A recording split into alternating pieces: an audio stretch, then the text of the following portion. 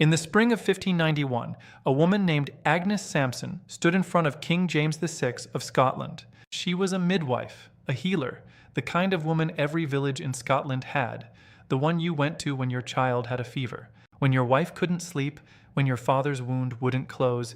She knew which leaves stopped bleeding. She knew which roots eased childbirth. She knew which flowers, brewed in the right proportions, could bring down a fever in a single night. For 30 years she had healed her neighbors. For one trial she would die for it. The court accused her of 53 counts of witchcraft. The evidence presented against her was simple. She was found with herbs in her home. She knew the names of plants the educated men in the courtroom did not. She had cured people the doctors could not cure. She was strangled to death and burned at the stake on Castle Hill in Edinburgh on January 28, 1591. She was not the first. She was not the last. Between roughly 1450 and 1750, somewhere between 40,000 and 60,000 people across Europe were executed for witchcraft. The vast majority were women.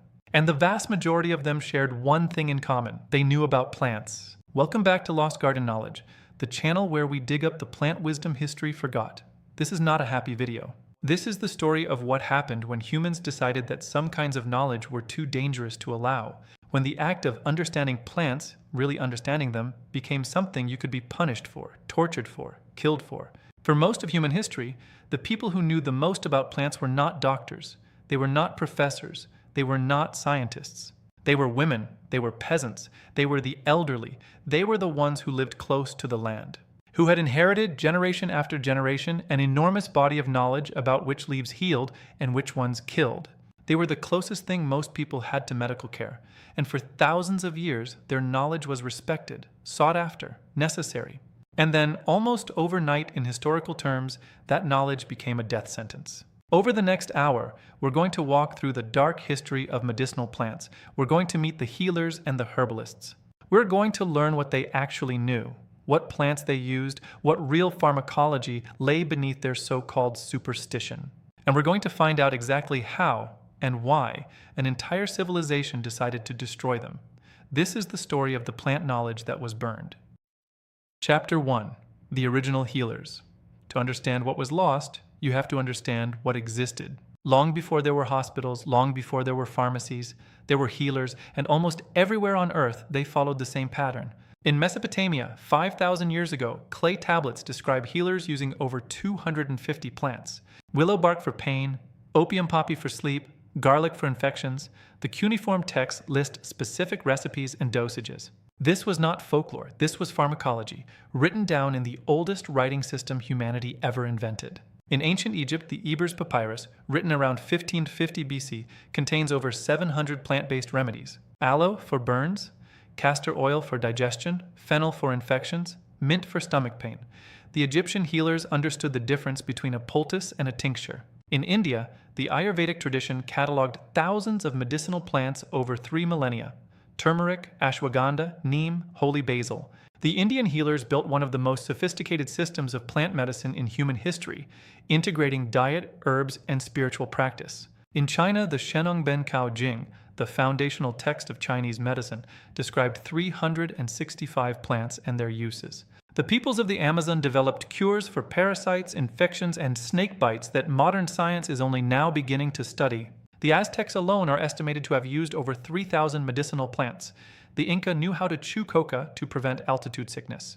Across every continent, every culture, every century, the same pattern repeated itself. A community would arise. The community would need healing. And from within that community, a person would emerge who knew the plants. They were the bridge between the human body and the green world. In most of these ancient cultures, the healer was not a marginal figure. The healer was essential. They were respected, often honored. In ancient Greece, the healer priests of Asclepius ran sanctuaries. In Rome, women known as medicae practiced medicine alongside male physicians. In Europe, before the year 1200, the situation was much the same. Women practiced medicine, midwives delivered babies, cunning folk treated everything. The early Christian church, in its first 1,000 years, was actually one of the great preservers of plant knowledge. Monks and nuns tended physic gardens. The famous medieval abbess Hildegard of Bingen, writing in the 12th century, produced one of the most comprehensive medical texts of her era, Physica. Hildegard was a woman. Hildegard worked with plants. Hildegard was canonized as a saint. Remember that? Knowing plants did not make you a witch. The change, when it came, was sudden, it was deliberate, and it was catastrophic. Chapter 2. The Rise of the University Doctor. The destruction of the village healer did not begin with a witch trial. It began with a university. In the year 1140, in Sicily, the Norman king Roger II issued a decree requiring that anyone wishing to practice medicine must first be licensed. But buried inside that decree was a transformation. To be licensed, you needed to have attended a university, and universities did not admit women. Over the next 3 centuries, this pattern repeated across Europe. France in 1271, England in the 14th century. The stage was being set for a war. The practice of medicine was gradually enclosed, restricted to a small class of educated men who had the standing to attend the new universities. The healers who had served their communities for generations did not stop existing. They could not. People still got sick. Babies still needed delivering. In 1322, in Paris, a woman named Jacqueline Félicie was put on trial. She was accused of practicing medicine without a license. The trial records survive. They are extraordinary. Patient after patient came forward to testify on Jacqueline's behalf. The court did not care. They ruled she had violated the medical statutes. She was fined and forbidden from ever practicing again. The judges wrote that allowing her to practice would set a dangerous precedent. It would suggest medicine could be learned outside universities. The question was no longer whether a healer's knowledge worked.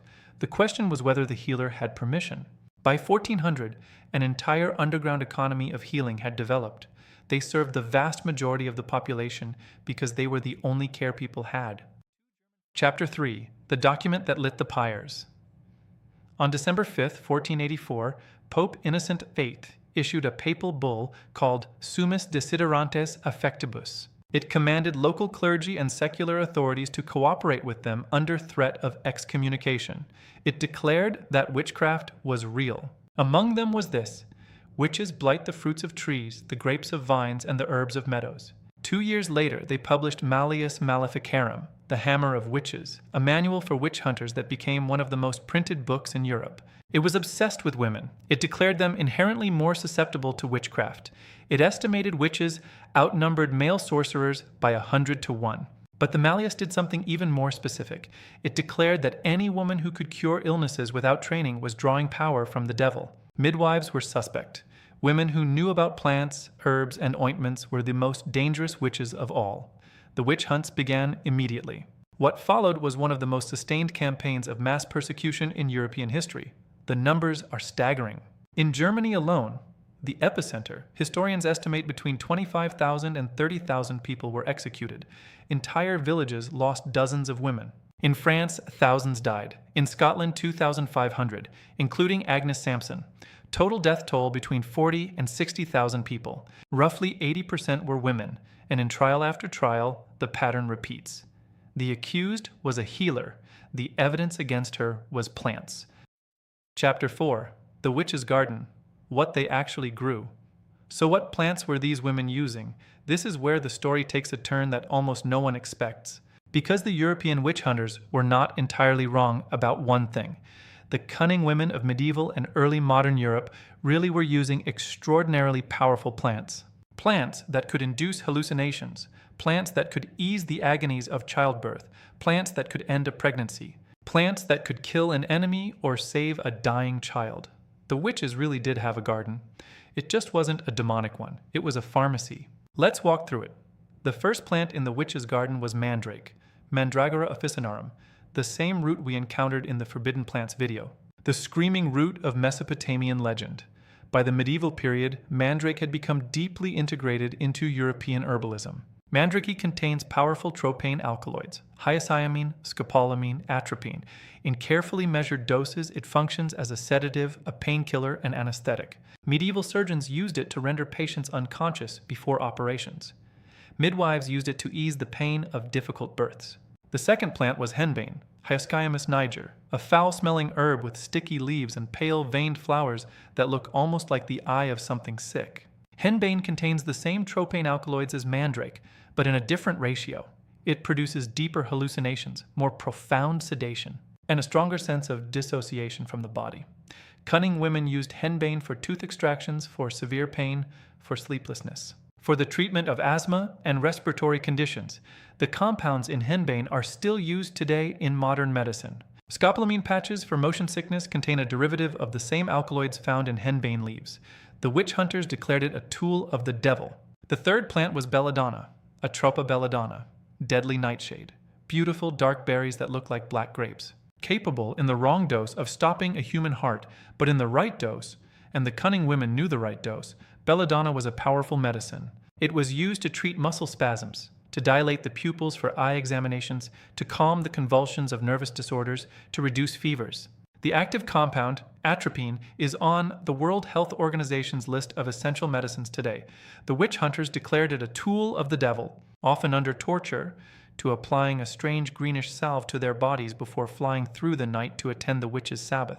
They described the sensation of leaving their bodies, of soaring through the sky, of meeting the devil himself in the form of a goat or a black man. For centuries, historians dismissed these confessions as torture-induced fantasies, pure invention, extracted from terrified women who would say anything. But in the 20th century, modern researchers began to actually examine the flying ointment recipes that survived in old grimoires and trial records. The recipes were astonishingly consistent. They almost always included a base of animal fat or oil mixed with 3 specific plants: mandrake, henbane, belladonna. They produce intense hallucinations of flight. They produce out-of-body experiences. They produce vivid, terrifying, and sometimes ecstatic visions that can last for hours.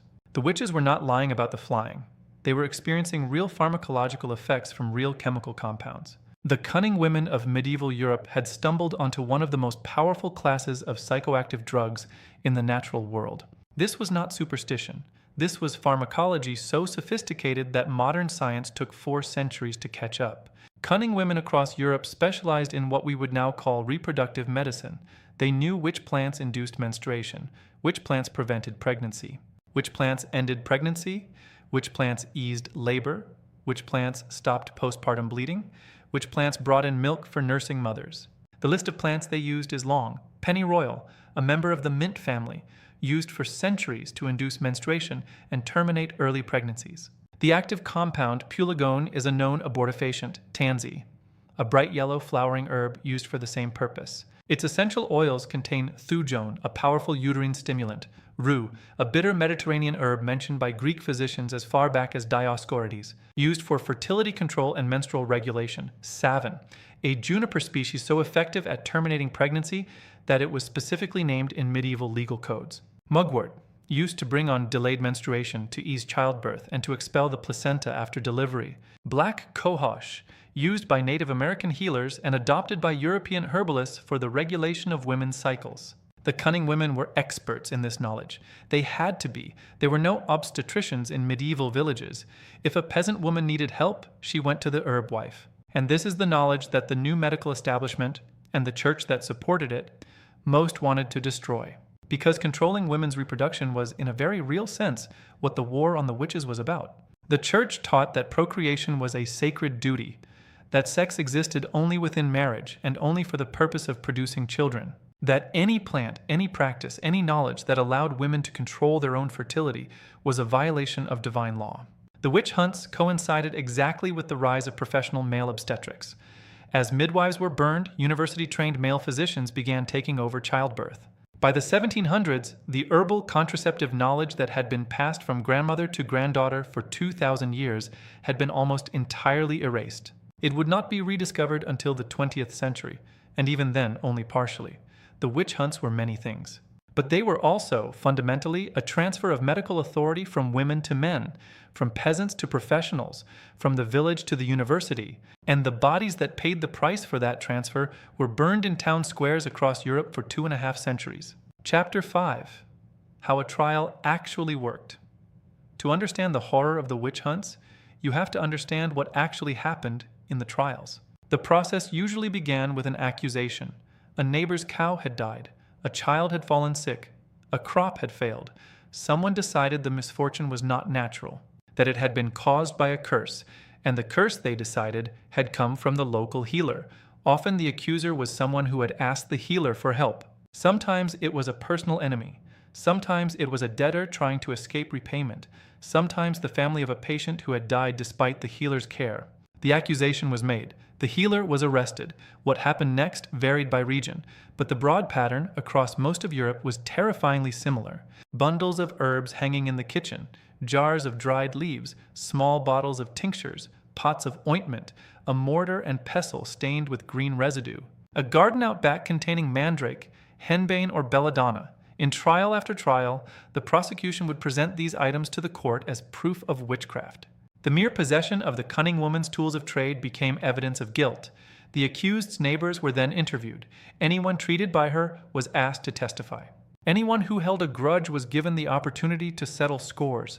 Children were questioned, and in some cases, children's testimony was enough to send a woman to the stake. Then came the interrogation. In most of continental Europe, torture was legal in witch trials. The methods were horrific. The strappado, in which the accused was hoisted by ropes dislocating her shoulders, the thumbscrews, the iron boot, which crushed the bones of the foot, sleep deprivation lasting days or weeks, burning with hot irons, the water torture, the rack. The purpose of torture was to extract a confession. And under enough torture, virtually anyone will confess to anything. The women confessed. They confessed to flying through the air. They confessed to attending Sabbaths. They confessed to having sex with the devil. They confessed to murdering infants and using their fat in ointments. They confessed to causing storms and killing livestock. They confessed to cursing crops, to spreading disease. They confessed because the alternative was more torture. But they were also asked to name other witches, to identify their accomplices, to reveal who had taught them the dark arts, and under torture, they did. They named neighbors, they named relatives, they named other healers. Each confession produced new arrests.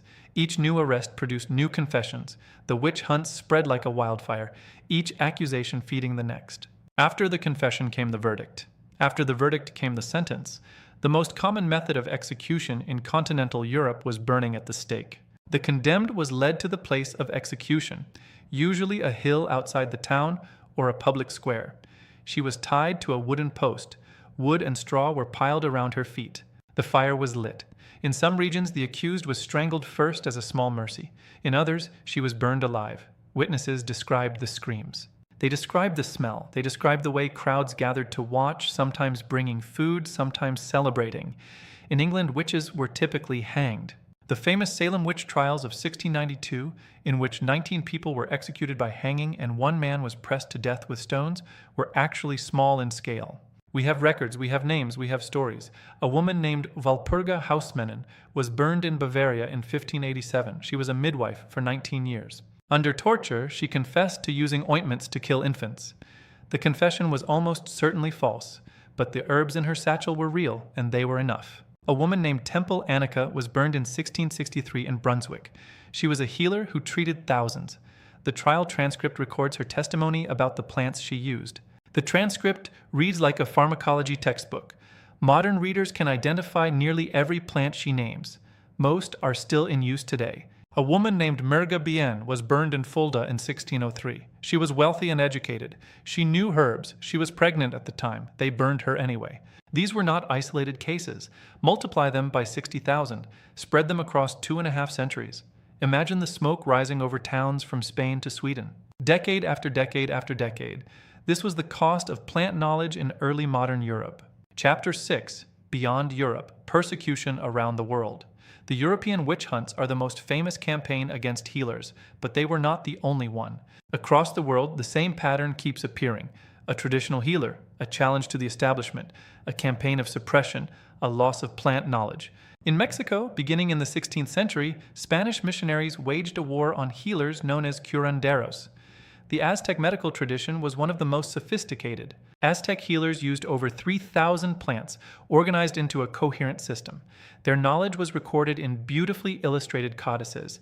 The Spanish burned them. In 1562, the Bishop of Yucatan, Diego de Landa, organized the burning of thousands of Maya manuscripts. He did not seem to grasp what had been lost. The Aztec and Maya curanderos were declared sorcerers.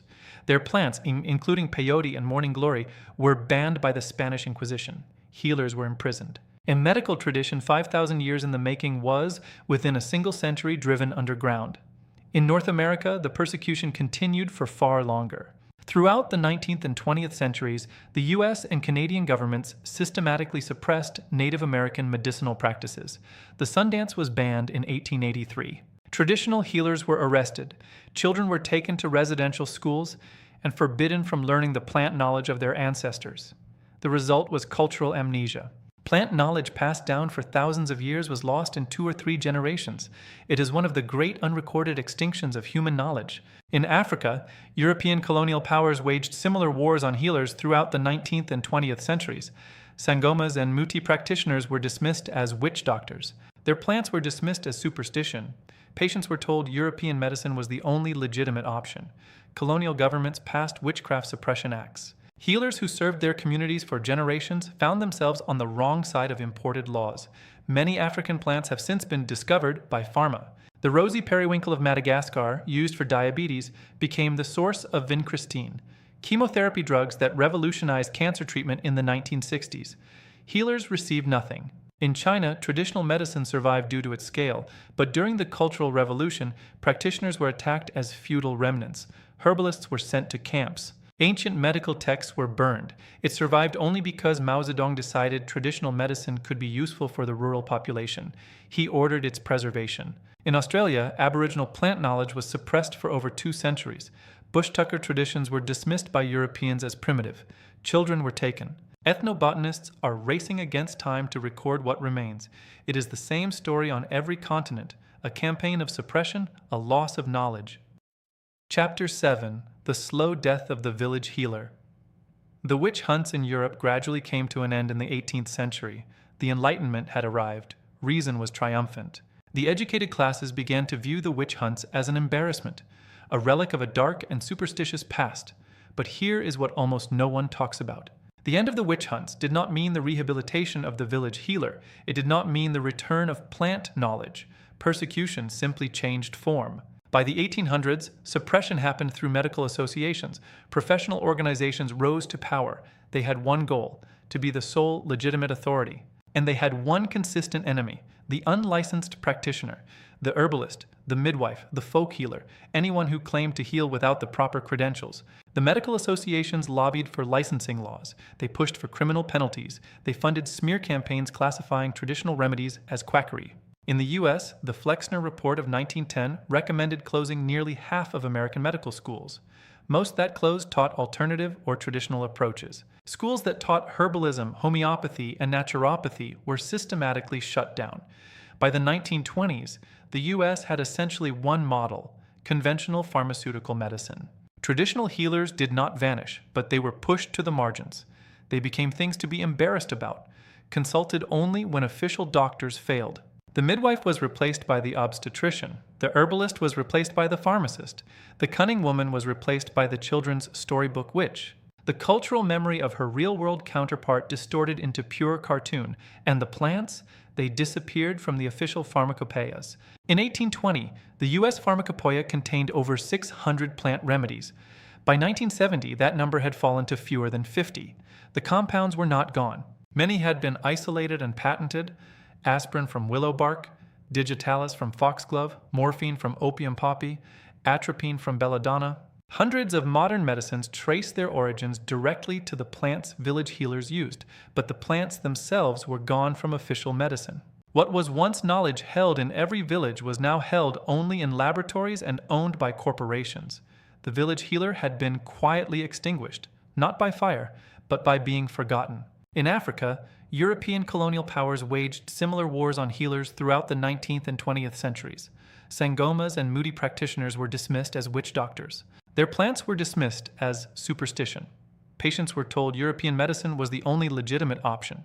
Colonial governments passed witchcraft suppression acts. Healers who served their communities for generations found themselves on the wrong side of imported laws. Many African plants have since been discovered by pharma. The rosy periwinkle of Madagascar, used for diabetes, became the source of vincristine, chemotherapy drugs that revolutionized cancer treatment in the 1960s. Healers received nothing. In China, traditional medicine survived due to its scale. But during the Cultural Revolution, practitioners were attacked as feudal remnants. Herbalists were sent to camps. Ancient medical texts were burned. It survived only because Mao Zedong decided traditional medicine could be useful for the rural population. he ordered its preservation. In Australia, Aboriginal plant knowledge was suppressed for over 2 centuries. Bush tucker traditions were dismissed by Europeans as primitive. Children were taken. Chapter 8. The Rediscovery. And here is where the story takes its strangest turn. Because in the 20th century, slowly, quietly, and almost by accident, modern science began to discover that the witches had been right. Not about flying, not about devils, not about cursing crops or killing infants, but about the plants. The first cracks appeared in the early 1900s, when chemists began isolating the active compounds from traditional medicinal plants and discovering that they actually worked. Willow bark, used for thousands of years to reduce fever and pain, was found to contain salicylic acid, the basis of aspirin, now one of the most widely used drugs in the world. Foxglove, used by English cunning women to treat heart conditions, was found to contain digitalis. Still used today to treat congestive heart failure, opium poppy, used for sleep and pain relief since ancient Mesopotamia, was the source of morphine, the most important painkiller in modern medicine. Cinchona bark, used by indigenous Andean healers, gave us quinine, the first effective treatment for malaria. The list grew longer every decade. By the 1980s, the World Health Organization estimated that approximately 25% of all modern pharmaceutical drugs were derived directly from plants, and that the vast majority of those plants had been identified through ethnobotanical research, which is to say, by asking traditional healers what they used. The healers had known, they had always known, but the rediscovery went deeper than just isolated compounds. In the 1960s and 70s, anthropologists began studying surviving traditions of folk medicine in remote parts of Europe, in the mountain villages of Italy, in the Hebrides of Scotland, in the rural areas of Spain and Portugal. They found that fragments of the old cunning women's knowledge had survived. Recipes passed quietly from grandmother to granddaughter for hundreds of years. Plants still used, cures still effective. Some of those cures, when tested in laboratories, turned out to be genuinely effective. Others were placebo, some were dangerous. But the body of knowledge as a whole was vast, and most of it had never been systematically studied. In the 1990s and 2000s, the field of ethnopharmacology exploded. Scientists began racing to document traditional plant knowledge before its last keepers died. They worked with Amazonian shamans, with African sangomas, with Aboriginal elders, with Native American medicine people, with the few remaining village herbalists of Europe. What they found was staggering. Plants used by Amazonian peoples to treat parasitic infections turned out to contain genuinely effective anti-parasitic compounds. Plants used by African healers to treat malaria turned out to contain anti-malarial compounds. Plants used by Aboriginal Australians to treat wounds turned out to contain antimicrobial compounds. The traditional pharmacopoeias were not superstition. They were not folklore. They were data. Data that humans had been collecting, refining, and passing down for thousands of years. Data that the witch hunts and the colonial suppressions had nearly destroyed. Data that we are now scrambling to recover before the last people who remember it are gone. And the rediscovery continues. In 2015, a Chinese scientist named Tu Youyou won the Nobel Prize in Medicine for her discovery of artemisinin, a powerful anti-malarial drug. Artemisinin comes from a plant called Artemisia annua, sweet wormwood. Tu Youyou had found the plant by reading a 1,600-year-old Chinese medical text. The traditional Chinese healers had known about it. The recipe had been written down, ignored for centuries by Western science, and finally rediscovered. That single plant, identified through traditional medicine, has saved millions of lives. How many other plants are out there, in the surviving fragments of indigenous knowledge waiting to be rediscovered? How many were lost forever in the witch fires? How many are being lost right now? As the last elders of traditional cultures pass away with their knowledge undocumented? We will never know. That is part of the tragedy. There is a quote often attributed to the anthropologist Wade Davis that captures the scale of what humanity has done to its plant knowledge. Every time an elder dies, a library burns. For 300 years in Europe, the libraries burned by the thousands. For 500 years in the Americas, they burned by the thousands more. In Africa, in Australia, in Asia, the burning continues today in slower and quieter forms, but no less devastating. Every healer who dies without a student, every grandmother who dies without passing on her recipes, every elder whose plant names die with her, each represents a small, irreplaceable extinction. And we have lost so much. Chapter 9, The Quiet Return. In the decades since, dozens of countries have moved to recognize traditional medicine. India has integrated Ayurveda into its national healthcare system. In the last 50 years, slowly at first and then with growing momentum, a quiet rehabilitation has begun. The traditional healers are being listened to again. Several African nations have established formal training programs for traditional healers. Even in Europe and North America, herbal medicine is regulated and recognized in ways that would have been unthinkable a century ago. In Germany, the Commission E, a government-appointed body of scientists and physicians, has spent decades reviewing the evidence for hundreds of traditional herbal remedies. Many of the plants the Commission has approved are the same plants the witches once burned for using. In the United States, the National Institutes of Health established the National Center for Complementary and Integrative Health, which funds research into traditional medicine and herbal remedies. China has done the same with traditional Chinese medicine. The wheel has not fully turned. Traditional medicine still faces enormous skepticism from the conventional medical establishment. Many of the most promising plants remain understudied. Many of the most knowledgeable elders are dying with their wisdom undocumented. In Germany, the Commission E, a government-appointed body of scientists and physicians, has spent decades reviewing the evidence for hundreds of traditional herbal remedies. And the witches are being rehabilitated too. Modern historians have spent the last 50 years rewriting the story of the European witch hunts.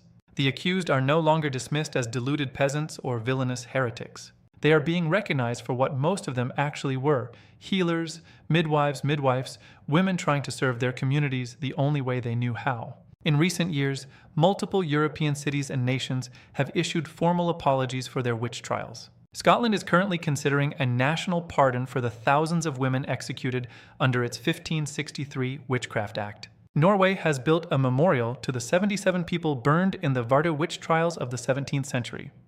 Several German cities have erected monuments naming the women they killed. It is not enough. It will never be enough. The dead cannot be brought back. But the recognition matters, because it represents, at long last, the beginning of an honest reckoning with what we did to the people who knew our plants. And the plants themselves are coming back. Walk through any modern herb shop, open any modern herbalism textbook. Because plants are the great equalizer. Plants grow in every village. Plants do not require a license. Plants do not require a degree. Plants do not require permission from a bishop or a king or a corporation. A poor woman in a Spanish village in the year 1500 could heal her child with a plant from her garden. And in doing so, she could bypass the entire authority structure of her society. The church could not stop her. The university could not stop her. The doctor could not stop her. The only way to stop her was to make her knowledge itself a crime. That is what the witch hunts were really about. That is what the colonial suppressions were really about. That is what the medical licensing wars of the 19th and 20th centuries were really about. It was never about whether the plants worked. It was about who had the right to use them. And throughout history, the people denied that right have been the same. Women, the poor, the indigenous, the rural, the marginalized, the ones who threatened to make medicine accessible to anyone with a garden and a memory. But the plants are still here. The garden is still here. The knowledge, fragmented, scattered, partially erased, but never fully destroyed, is still here. Every time you grow an herb in a pot on your windowsill, you are participating in something ancient. Every time you brew a cup of chamomile tea for a stomachache, every time you put aloe on a burn, every time you reach for ginger when you're nauseous, every time you grow lavender for sleep or mint for digestion, you are doing what cunning women did, what Native American grandmothers did, what African herbalists did, what human beings have done for thousands of years. You are remembering, you are bringing back what they tried to bury. You are proving that the witches did not die in vain. If you've made it this far, then you understand something important. The only way to stop her was to make her knowledge itself a crime.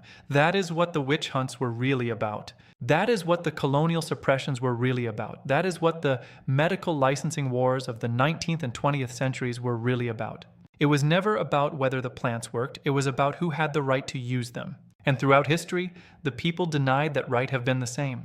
Women, the poor, the indigenous, the rural, the marginalized, the ones who threatened to make medicine accessible to anyone with a garden and a memory. But the plants are still here. The garden is still here. The knowledge, but fragmented, scattered, partially erased, but never fully destroyed, is still here. Every time you grow an herb in a pot on your windowsill, you are participating in something ancient. Every time you brew a cup of chamomile tea for a stomachache, every time you put aloe on a burn, every time you reach for ginger when you're nauseous, every time you grow lavender for sleep or mint for digestion, you are doing what cunning women did, What Native American grandmothers did, what African herbalists did, what human beings have done for thousands of years, you are remembering. You are bringing back what they tried to bury.